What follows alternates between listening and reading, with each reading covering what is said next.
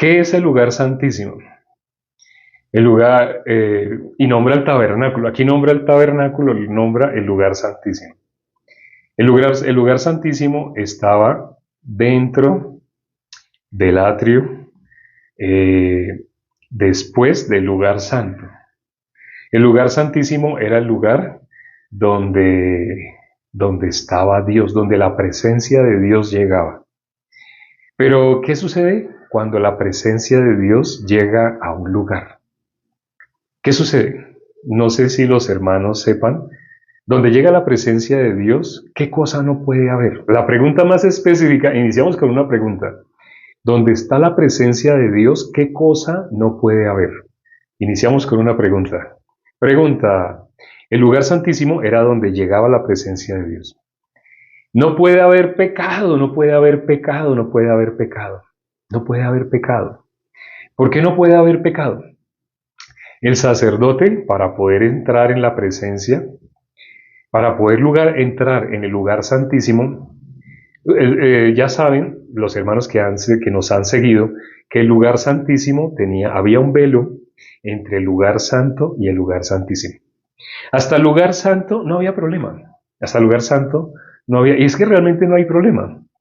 Solamente que en el lugar santísimo no puede entrar el pecado. Al lugar santísimo no puede entrar el pecado. Porque en el lugar santísimo está la presencia de Dios. Y Dios no puede estar con el pecado. Dios y el pecado son cosas opuestas.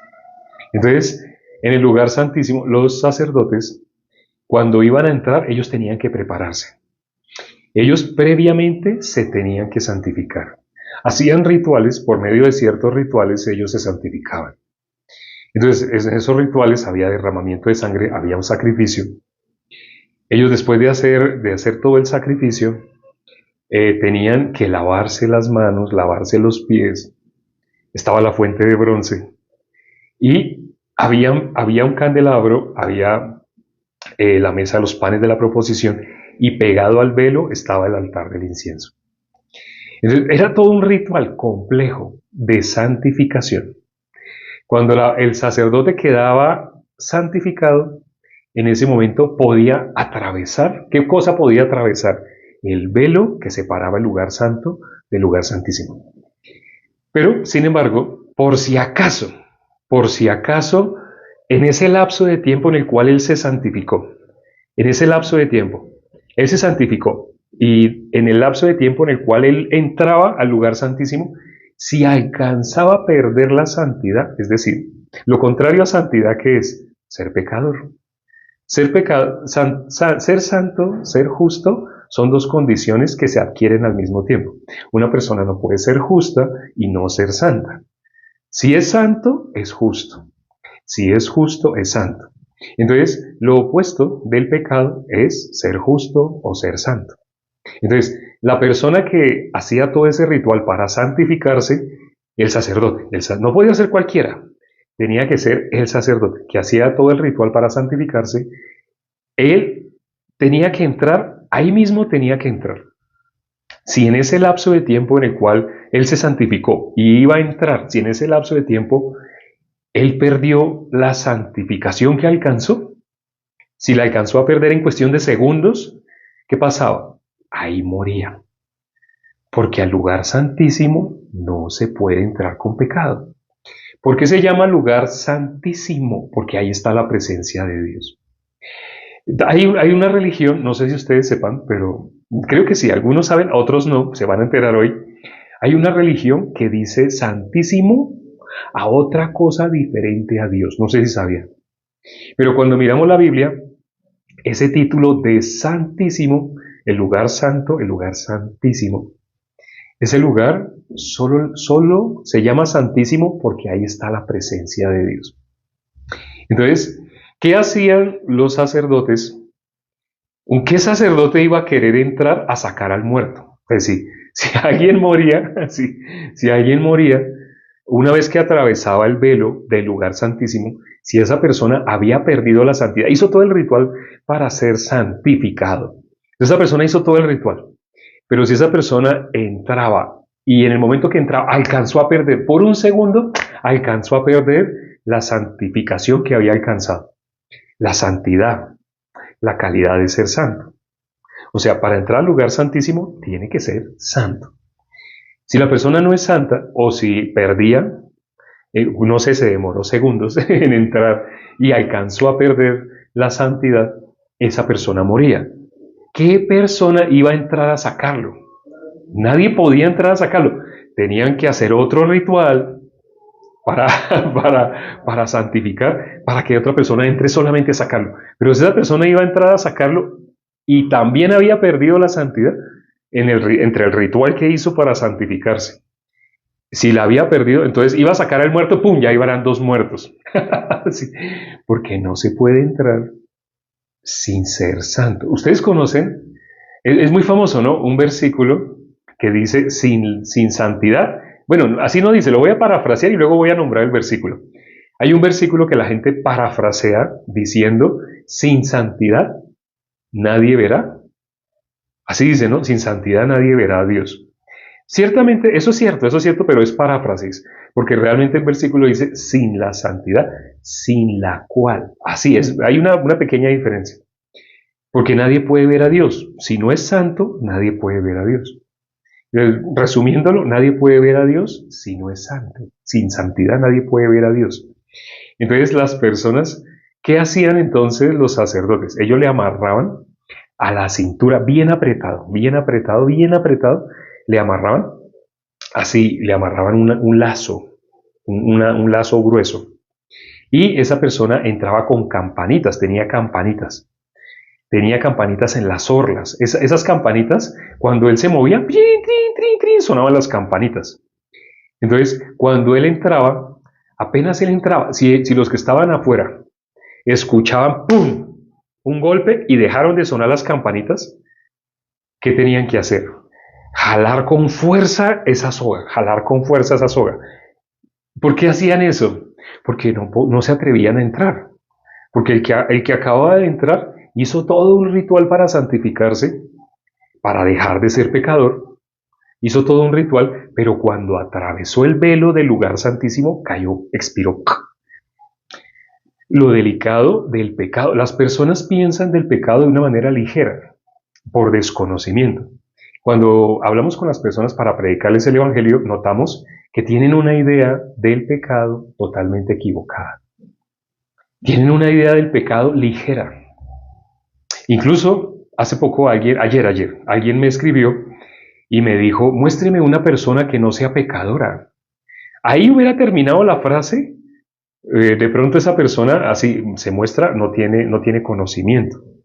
Pero escribió un versículo. Dijo, muéstreme una persona que no peque, porque en la Biblia dice, por cuanto todos pecaron, están destituidos de la gloria de Dios. Cuando esta persona escribió eso, ¿qué fue lo que escribió? No se dio cuenta de lo que escribió. Escribió que, primero que todo, él da testimonio de que él es pecador. Eso es lo que está diciendo. Al pensar que todo el mundo, él piensa, él tiene esa idea, todo el mundo es pecador, todos. Él piensa así, eso lo consuela. Ese pensamiento le da consuelo. Pero ese pensamiento que le da consuelo de que él es y va a ser y nunca va a dejar de ser. Pero ahí en el versículo que él mencionó, él dijo, por cuanto todos pecaron, están destituidos de la gloria de Dios. Ahí nombró qué significa ser pecador. Ser pecador es estar destituido de la gloria de Dios. Las personas, ¿será que cuando mencionan ese versículo, será que alcanzan a pensar? Como los que se acercaban a nuestro Señor Jesucristo eran personas que leían las Escrituras. Hay videos que se hicieron virales y a la gente le ha gustado de el efecto que causa en las personas cuando leen la Biblia. Una persona que lee la Biblia constantemente, esa persona adquiere sabiduría. En la Biblia dice, Proverbios 1:7, el principio de la sabiduría es el temor de Dios. Y esas personas, en comparación con el común de las personas, tiene una vida diferente. No puede tener la vida común, como el común de las personas que no leen la Biblia.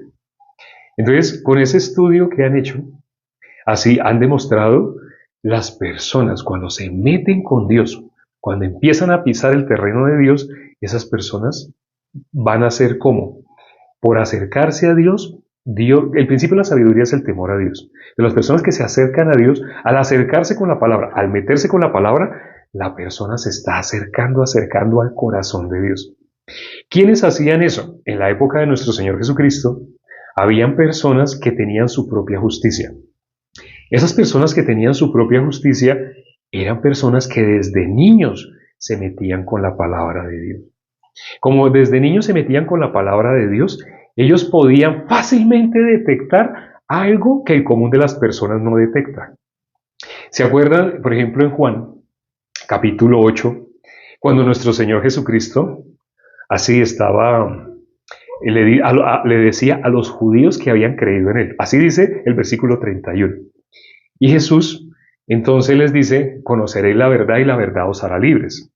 ¿Saben que si ustedes le nombran ese versículo a muchas personas, las personas se sienten felices porque lo ven como si fuera una poesía? Solamente ven, hay palabras tan lindas. Así lo ve el común de las personas. Pero los judíos lograron ver algo más. Cuando nosotros leemos, Jesús hablaba con las personas más sabias que había, las personas que más tenían la palabra de Dios. Y Jesús les dijo: conoceréis la verdad y la verdad os hará libres. Ellos alcanzaron a detectar algo en esas palabras. Ellos alcanzaron a detectar: Jesús les acaba de decir, ustedes son esclavos. ¿Sí se habían fijado de esa frase? Esa frase, conoceréis la verdad y la verdad os hará libres. Si uno la mira solo poéticamente, suena tan lindo, pero cuando uno mira más profundamente, o sea, ¿está diciendo que todo el mundo es esclavo? Sí. Eso es lo que dice esa frase. Conoceréis la verdad y la verdad te hará libre. O sea, que no eres libre. O sea, sí, ya se entiende un poquito más. Si uno mastica, lo que estamos haciendo es rumiar. Hay otra parte de la Biblia donde sucede lo mismo. Un intérprete de la ley, una persona que esa persona que se dedicó a estudiar el Pentateuco, lo estudió al detalle, tenía la lista de todos los puntos de la ley. Un intérprete de la ley. ¿Qué es lo que él enseñaba? Él enseñaba el camino para llegar a Dios por medio de la ley. Bíblicamente, y nosotros que tenemos el Nuevo Testamento, nadie es justificado por medio de las obras de la ley. Nosotros lo sabemos. Es más, ¿qué dice Romanos 3:19? Todo lo que la ley dice, lo dice para los que están bajo la ley. Así dice, ¿cierto? Todo lo que la ley dice, lo dice para los que están bajo la ley. Entonces, este intérprete de la ley en Lucas 10, si ustedes miran en Lucas 10, entre el versículo 25 y el versículo 29, hay un diálogo con nuestro Señor Jesucristo. Entonces, este intérprete se acercó para probar a Jesús. Se acercó para probarlo. ¿Qué significa que se acercó para probarlo? Que él estaba seguro de algo. Él estaba seguro que él sabía el camino para heredar la vida eterna y quería saber si Jesús también. Quería saber si Jesús también sabía ese camino, lo que hay que hacer para heredar la vida eterna. Entonces ese intérprete de la ley le hace una pregunta. Primero le dice: maestro. Primero le dice: ¿qué haré para heredar la vida eterna? Así le dice, ¿no? ¿Qué haré para heredar la vida eterna? Pero lo que había escondido en la pregunta, él estaba probando a Jesús. Entonces Jesús le devolvió la pregunta. Jesús le dijo: ¿qué está escrito en la ley y tú cómo lees? Como él es un intérprete de la ley, entonces Jesús le preguntó que él cómo leía. Él cómo leía la Biblia, con qué óptica él ve la Biblia. Y él le nombró, él manifestó estar bajo la ley. La respuesta que él dio el resumen de la ley. Él dio el resumen de la ley. Y Jesús le dijo que la había resumido bien. Jesús le dijo: bien, haz eso y vivirás. Hace poquito subimos un video cortito con esa expresión. Cuando Jesús dijo: haz eso, eso que él nombró. Él nombró: amarás al Señor tu Dios con todo tu corazón, con toda tu mente, con todas tus fuerzas y con toda tu alma. Y a tu prójimo como a ti mismo. Cuando él nombró así la ley, Jesús le dijo: bien has respondido, haz eso y vivirás. En esa frase, haz eso y vivirás, ¿qué le quiso decir Jesús? Eso que estamos hablando es algo de sabiduría. O sea, es algo que el común de las personas no alcanza a percibir. Pero si una persona medita, ay, Jesús le dijo que él estaba muerto. No sé si se dieron cuenta, pero haz esto y vivirás. ¿Qué cosa? Ame al Señor, ame a Dios con todo su corazón, con toda su mente, con todas sus fuerzas, con toda su alma. Ámelo así. con todo, 100%, 100%, 100%, 100%. Y a su prójimo, ámelo como a usted mismo. Entonces, haga eso y vivirá. ¿A quién le estaba hablando Jesús así? A una persona que tenía su propia justicia. Una persona, la Biblia dice que quien tiene su propia justicia no se puede sujetar a la justicia de Dios. Escribió el hermano Mauricio que cumpliera la ley al 100%. Eso es lo que Jesús les, como Él se la resumió, como Él le dijo, amará a tu Dios con todo tu corazón, con toda tu mente, 100%, 100% de su alma, 100% de su fuerza, y a su prójimo así, 100% como se llama usted mismo. Entonces cuando Él le nombra eso a Jesús, le dice Jesús, haga eso y vivirá. Así es como, porque Jesús le devolvió la pregunta. Él le dijo, ¿qué haré para heredar la vida eterna? Y Jesús le devolvió la pregunta. ¿Usted cómo interpreta usted la Biblia? ¿Cómo lee usted que una persona tiene que hacer para heredar la vida eterna? ¿Qué está escrito y cómo lees? Entonces él le dice, haciendo así, haciendo, lo que ya nombramos, esas 5 cosas. Entonces, cuando esa persona le nombró así, entonces Jesús le dice, bien has respondido, haga eso que me acaba de decir, hágalo y vivirá. ¿Qué le acaba de decir? Que estaba muerto. Nosotros tenemos que rumiar para darnos cuenta. Le dijo que está muerto. Al decirle haga eso y vivirá, le está diciendo usted está muerto. Eso fue lo que le dijo Jesús. Usted está muerto. Eso le dijo Jesús. Entonces cuando le dijo haga eso y vivirá, automáticamente ustedes ¿qué piensan? Hago esta pregunta. Pregunta. ¿El intérprete de la ley se dio cuenta que Jesús le dijo que estaba muerto? Pregunto, miro respuestas. ¿Qué piensan? ¿El intérprete de la ley se dio cuenta? Nosotros para darnos cuenta tenemos que rumiar. Los hermanos dicen, no se dio cuenta que Jesús le dijo, no se dio cuenta. No se dio cuenta. Los hermanos dicen que no. No hay nadie que diga que sí, todos no. Unánimes, no se dio cuenta el intérprete que Jesús le dijo que estaba muerto. Bueno, sí se dio cuenta. Me sorprende, no sé por qué los hermanos, yo creo que solamente empezaron a contestar lo que alguien contestó y solamente empezaron a contestar por ahí. Sí se dio cuenta. ¿Por qué? Ya, por fin. Sí. ¿Por qué se dio cuenta? Porque si ustedes miran el versículo siguiente, dice que él, queriendo justificarse, cuando Jesús le dijo, haga eso y vivirá, entonces él, queriendo justificar, así dice, ¿no? El siguiente versículo. Apenas Jesús le dijo, haga eso y vivirá, él que le contestó a Jesús, ¿qué salió del corazón de él?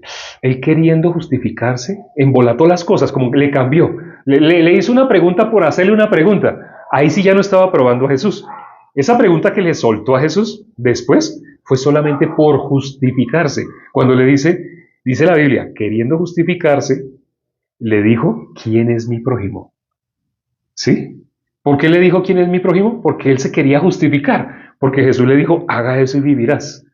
Él se dio cuenta, me está diciendo que... O sea, Jesús sabía que él no era salvo. Jesús sabía que él estaba yendo al castigo eterno. Eso encierra esa frase de, haz eso y vivirás. Eso está encerrado en esa frase, haz eso y vivirás. Entonces él, cuando él escuchó que Jesús le dijo, haz eso y vivirás, es que él automáticamente quiso justificarse. Entonces, ¿qué hizo? Embolató las cosas, por eso se pone a hacerle preguntas. ¿Y quién es mi prójimo? Entonces, Jesús, a partir de esa pregunta, vio su pecado, él no cumplía la ley que hablaba. Exacto. O sea, cuando él se quiso justificar, es porque el camino que él le dio a Jesús, el que le dijo, para ir al reino de los cielos, porque Jesús le devolvió la pregunta, ¿qué está escrito y tú cómo lees? Él le dice, Señor, ¿qué haré para heredar la vida eterna? Pero Jesús le devuelve la pregunta, ¿qué está escrito en la ley y tú cómo lees? Bueno, pues para heredar la vida eterna hay que amar a Dios con todo nuestro corazón, con toda nuestra mente, con toda nuestra alma, con todas nuestras fuerzas y a nuestro prójimo como a nosotros mismos. Entonces Jesús le dice, haga eso y vivirá. Esa frase que dijo Jesús es impresionante, porque esa frase encierra que Jesús le está diciendo, usted está muerto. Entonces, hace eso y vivirá. Él, al darse cuenta de lo que Jesús le está diciendo, él se quiso justificar. Él que le enseñaba a las personas, él es un intérprete de la ley. Por ser un intérprete de la ley, que le enseña a las personas a justificarse tratando de cumplir la ley, ¿sí? A justificarse tratando. Por eso él le hizo el resumen. El resumen que le hizo fue perfecto. Jesús le dio el visto bueno, Jesús le dijo, muy bien ha respondido. Eso que acaba de decir, hágalo y vivirá. O sea, usted está muerto, eso es lo que le dijo.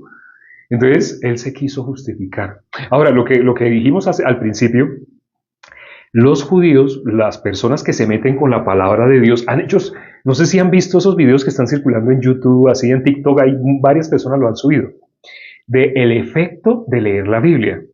Las personas que leen la Biblia todos los días, esas personas adquieren sabiduría. No son como el común de las personas. Alcanzan a ver más allá.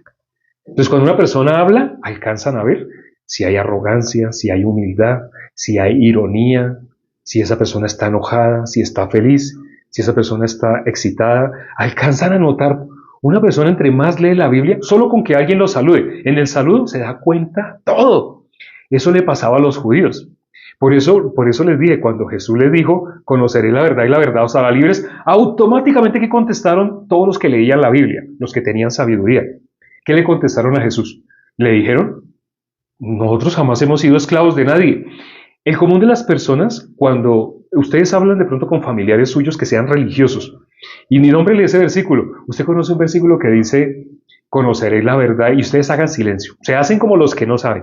Ustedes conocen un versículo que dice, conoceréis la verdad, y verá que su familiar dice, sí, y la verdad os hará libres. Pero ¿cómo lo están diciendo? Como una poesía. O sea, lo habrán mencionado muchas veces, en sus iglesias se los habrán mencionado muchas veces, pero ¿se habrán dado cuenta de lo que están diciendo? Conoceréis la verdad y la verdad os hará libres significa ustedes son esclavos. El común de las personas no se da cuenta que esa frase significa el mundo entero está destituido de la gloria de Dios. Esa frase significa conoceré la verdad y la verdad os hará libre significa todo el mundo está destituido de la gloria de Dios. Y cuando uno sabe qué significa estar destituido de la gloria de Dios, en Romanos 3:23 dice, por cuanto todos pecaron. O sea, ser pecador es estar muerto, ser pecador es estar destituido de la gloria de Dios.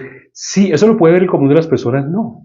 No les digo a la persona que me escribió ayer, me escribió, muéstrame una persona que no peque, porque en la Biblia dice, por cuanto todos pecaron y están destituidos de la gloria de Dios. Le dije yo a esa persona, gracias que me nombró ese versículo. Usted es pecador, ¿cierto? Sí. Porque eso es lo que me está diciendo. O sea que usted está destituido de la gloria de Dios. Esa persona quedó. Bueno, ¿cómo va a contestar? Si lo que le estoy diciendo es conforme él mismo, con el mismo versículo que él me mencionó, con ese mismo versículo está atestiguando en contra de su alma. Y no se da cuenta. Porque me mostró ese versículo para decirme que él es pecador y va a seguir siendo pecador. Pero ese versículo dice, por ser pecador, entonces usted está destituido de la gloria de Dios. Pero no. El común de las personas no alcanza a ver eso. Los judíos sí. Por eso cuando Jesús les dijo, conoceréis la verdad y la verdad os hará libres, ellos no lo tomaron como, tan lindo esa poesía, tan lindo ese versículo, conoceréis la verdad y la verdad os hará libres. No, ellos no lo tomaron así. Cuando Jesús les dijo así, ellos, ¿usted por qué nos dice así? ¿Acaso de quién somos esclavos? Automáticamente ellos pudieron ver el corazón de Jesús en esa frase. O sea, ellos pudieron identificar, Jesús les dijo, ustedes son esclavos. Entonces, cuando este intérprete de la ley, que también era un judío, un intérprete de la ley, cuando Jesús le dice, haz esto y vivirás, ¡bum! A él le pasó lo mismo. Haz esto y vivirás. ¿Qué pasó con él? ¿Qué le dijo Jesús? Usted está muerto. Para que Jesús le diga, haz eso y vivirás, usted está muerto. Lo que hemos hecho hoy ha sido rumiar. Rumiar, masticar. O sea, si uno coge un versículo y lo rumea, lo mastica, uno puede ver un tesoro escondido en un versículo. Hemos hecho seminarios bíblicos con un versículo. En mi caso, siendo guía zonal, hice varios seminarios bíblicos con Lucas 1:77. Solo con ese versículo. El seminario bíblico era 4 días. En esos 4 días, cada día íbamos a estar 2 horas. 2 horas este día, 2 horas este día, 2 horas. ¿Y de qué podíamos hablar? Solo de un versículo. Lucas 1:77. Aquí se los voy a resumir. Lucas 1:77 dice, para dar conocimiento de salvación a su pueblo, para perdón de sus pecados. Ya algunos hermanos sé que están viendo lo que encierra ese versículo. El conocimiento de salvación. O sea, el ser humano necesita conocer cómo ser salvo, sí. Y a ese conocimiento de salvación está unido al perdón de los pecados, sí. O sea que ese conocimiento de salvación enseña cómo ser perdonado de los pecados, sí. Entre más uno mastica ese versículo, a ese versículo uno le puede sacar jugo a un solo versículo. Sí, es un versículo que tiene, todo versículo en la Biblia tiene un secreto. Bueno, algunos tienen 20, 30, 40 secretos, un solo versículo, un solo versículo. Conoceréis la verdad y la verdad os hará libres. O haga eso y vivirá, hágalo. Suena lindo, ¿no? Suena poético, pero uno piensa más profundamente, ay Dios mío, ay yo no había caído en cuenta. Sí, Jesús cuando hablaba era para que las personas se dieran cuenta dónde estaban. Porque la pregunta que Dios hizo, Jesús se las hacía con otras palabras. Dios, ¿qué pregunta nos hizo a todos, a toda la humanidad? ¿Qué pregunta hizo? En Génesis capítulo 3, versículo 9. Dios hizo una pregunta. ¿Dónde estás tú? ¿Cómo tenía que contestar Adán? Ay, estoy muerto. ¡Ah! Usted me dijo que si yo comía iba a morir. Estoy muerto. Estoy separado de ti. Estoy destituido de la gloria de Dios. Estoy destituido de tu presencia.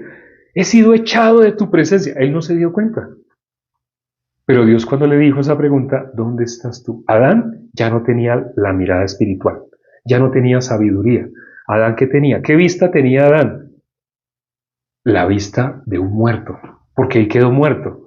Él podía ver el mundo espiritual, él quedó muerto al espíritu. No tenía nada que ver con el mundo espiritual. Y cuando estoy diciendo Adán, él no tenía, estoy hablando de toda la humanidad. Toda la humanidad quedó sin tener nada que ver con Dios, nada que ver con la vida, nada que ver con el mundo espiritual. Quedó muerto. Esa pregunta Jesús se la hacía a personas que tenían tanto conocimiento de la palabra de Dios. Personas que por leer la Biblia adquirían una sabiduría superior al común de las personas. Jesús los usó como el estándar de justicia. Nadie tenía una justicia más grande que ellos. Pero con todo y eso, Jesús dijo, si vuestra justicia no fuere mayor que la de ellos, ¿qué está diciendo Jesús? Ni siquiera ellos están entrando al reino de los cielos. Si vuestra justicia no fuere mayor que la de ellos, no entraréis al reino de los cielos. ¿Qué acaba de decir en esa frase? Ellos, con toda su justicia, desde bebés están memorizándose las escrituras, memorizándolas, pero ellos con toda esa justicia tan grande que tienen, no van a entrar al reino de los cielos. ¿Sí? Cuando Jesús dijo, si vuestra justicia no fuere mayor que la de ellos, ¿qué persona podría tener una justicia mayor que la de ellos? Nadie. Jesús está diciendo, ellos con toda su justicia no pueden entrar. ¿Por qué? Porque de esa manera no hay justo ni a un uno. Nadie puede ser justo por su propia justicia. Y como ya para finalizar, ya se nos acabó el tiempo, ¿qué dice Romanos 10? Creo que el versículo 1, 2, 3, vamos a leer. Ya, leamos ese versículo y ya para terminar, ahí terminamos. Romanos capítulo 10. Romanos capítulo 10. Leamos el versículo. Romanos 10. Versículo 1, 2, 3. Ya miramos qué versículo. Romanos 10 dice. El versículo 2. Primero el versículo 2. Leamos ahí. Porque yo les doy testimonio de que tienen celo de Dios, pero no conforme a ciencia. O sea, tienen celo de Dios, pero es un celo falso. Suena muy lindo, así como lo dijo el apóstol Pablo, ¿no? Tienen celo de Dios, pero no conforme a ciencia. Pero está diciendo, tienen celo de Dios falso. Tienen una creencia de Dios falsa. Interpretan las escrituras erróneamente. Ahora mire lo que dice el versículo 3. Porque ignorando la justicia de Dios, ¿por qué tienen un celo de Dios falso? Porque ignoran la justicia de Dios. ¿Y qué pasa? Si una persona ignora la justicia de Dios, ¿qué hace esa persona? Dice, y procurando establecer la suya propia. No se han sujetado a la justicia de Dios. Una persona que tiene su propia justicia no se puede sujetar a la justicia de Dios. Bueno, una persona que se expresa, sí, bueno, Jesús murió por nosotros. Ahí no puede expresar, no puede decir por nuestros pecados. Hasta ahí no puede. Puede decir, sí, Jesús murió por nosotros. Pero es importante saber que nosotros nos tenemos que santificar. Uno sigue escuchando a esa persona, ¿qué es lo que va a decir? Obras, obras, obras. ¿Qué significa? Esa persona está ayunando, no sé si 2 veces por semana, igual que el fariseo, que estando en pie oraba, y él ayunaba 2 veces por semana. o diezmaba, él diezmaba, ese fariseo diezmaba de todo lo que ganaba. ¿Pero qué dijo Jesús? ¿Ese fariseo pudo entrar en los cielos? No, porque él tiene su propia justicia. El que tiene su propia justicia no se puede sujetar a la justicia de Dios. Cuando una persona habla así, es que tenemos, sí, está bien, sí, Jesús murió por nosotros. Digo, no. Espere. Jesús murió por nuestros pecados. Él pagó el precio de nuestros pecados para que nosotros no fuéramos inculpados de pecado. O sea, nosotros somos libres del pecado. Conoceréis la verdad y la verdad os hará libre. Pero le nombro esto a una persona que tiene su propia justicia. Bueno, sí, en resumen, él murió por nosotros. Quieren tapar la obra, la justicia de Dios, la quieren tapar. ¿Por qué? Porque ellos quieren mostrar su justicia. Pero es que debemos santificar. Esa persona quiere hablar de las veces que ha ayunado, el ayuno que hizo de 7 días, de cómo lleva la contabilidad de todo lo que diezma, de cómo ora 3 horas al día. Esa persona quiere hablar de su justicia. ¿Y qué dice lo que acabamos de leer? El que trata de establecer su propia justicia ignora la justicia de Dios y no se puede sujetar a la justicia de Dios. Si tiene su propia justicia, nada que ver con Dios. ¿Y quién tiene su propia justicia? Los religiosos, pastores, evangelistas, que no son evangelistas. Cuando digo pastores, pastores que no son pastores delante de Dios, que son pastores delante de la sociedad, porque aprobaron y tienen un título. Son líderes, son muchas cosas, pero no son hijos de Dios. Suena feo, ¿no? Suena feo, pero es la verdad. Aquí, si tú llegaste a este perfil, aquí no decimos lo que a ti te guste. Qué pena. Aquí decimos la verdad. Y el ser humano, dice la Biblia, es mentiroso. El ser humano en modo natural es opuesto a la verdad. Le duele lo que aquí anunciamos. Les es más fácil decir que nosotros estamos locos, que somos secta, ponernos cualquier cantidad de nombres, que no son ellos los que nos ponen esos nombres, es Satanás, para cerrar el corazón de ellos, para que no puedan recibir la salvación. Porque si nos escuchan a nosotros hablando la verdad, ¿qué pasa si una persona se acerca a la verdad? Puede recibir la salvación. Pero si se quedan con su propia justicia, se sienten bien, se sienten bien, pero nunca alcanzan la justicia de Dios. Es triste. Vamos a orar ya para terminar. Padre, gracias por este tiempo que nos permites para considerar tu palabra. ¿Cuántas personas día a día hacen cosas para sentirse mejor que otros? Pero nadie va al cielo porque moralmente sea mejor, porque moralmente haga obras lindas, hermosas, sacrificadas, con dolor, con esfuerzo, con sacrificio, arrodillado, orando durante 3 horas. No, Dios no espera nada de nuestra mano. Dios no recibe nada, lo dice la Biblia. Dios no recibe nada de nuestra mano. Lo único que Dios espera ver en el corazón de nosotros es que creamos a su justicia. Él ya nos libró del pecado.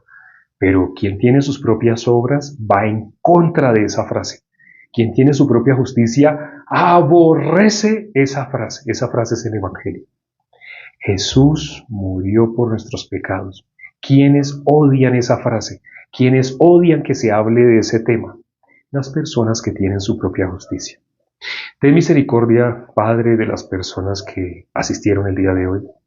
Permíteles meditar en sus caminos. Permite que puedan responder la pregunta que Dios hizo. ¿Dónde estás tú? El que se logre dar cuenta que está destituido de la gloria de Dios por ser pecador, esa persona va a tener hambre y sed de justicia. Va a querer la justicia de Dios. Es decir, va a aborrecer su propia justicia y va a necesitar, así como la mujer samaritana, va a necesitar la justicia de Dios. Va a desear el Mesías, que entre en él. Pero no por una frase de Señor, entra en mí, no, sino que el conocimiento de lo que Él hizo. Él murió por nuestros pecados. ¿Quién puede creer a nuestro anuncio? Ten misericordia, Padre, de las personas que vieron o que van a ver esto en repetición, esta predicación tan corta, y permíteles recibir la salvación. Abre su entendimiento. Permite que puedan aborrecer sus obras, su justicia, todo lo que han hecho lo puedan tener por basura, como el apóstol Pablo, para alcanzar la justicia que alcanzó el apóstol Pablo. Te lo pedimos y hemos orado en el nombre de nuestro Señor Jesucristo. Amén. Gracias a Dios por la palabra del día de hoy. Nos pasamos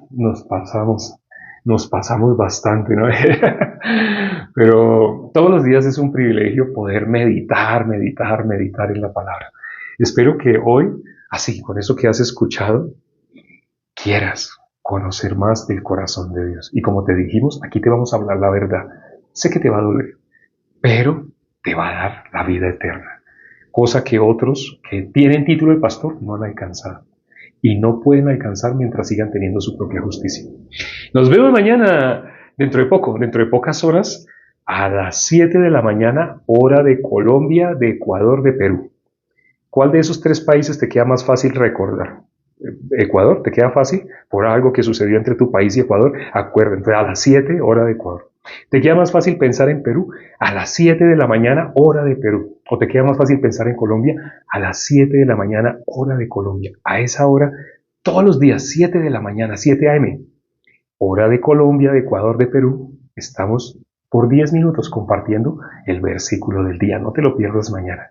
Inicia el día, inicia cada día con la palabra de Dios. Nos vemos